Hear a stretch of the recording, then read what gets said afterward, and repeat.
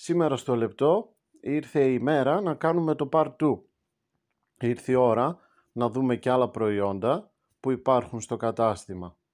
Μπορούμε να βρούμε μασιτικά όπως η Σόφη, μπορούμε να βρούμε την όλη την κουκουβάγια, πάρα πολλά πιατάκια, περπατούρες, πιπίλες όλων των ειδών και όλων των εταιριών, γιογιό, μπαστούνια καρότσια και καρότσια αεροδρομίου, φυσικά καρότσια 2 σε 1 ή 3 σε 1, καρεκλάκια φαγητού για τους μικρούς μας φίλους και τεράστια γκάμα σε πατίνια, είτε με 3 ρόδες είτε με 2 ρόδες.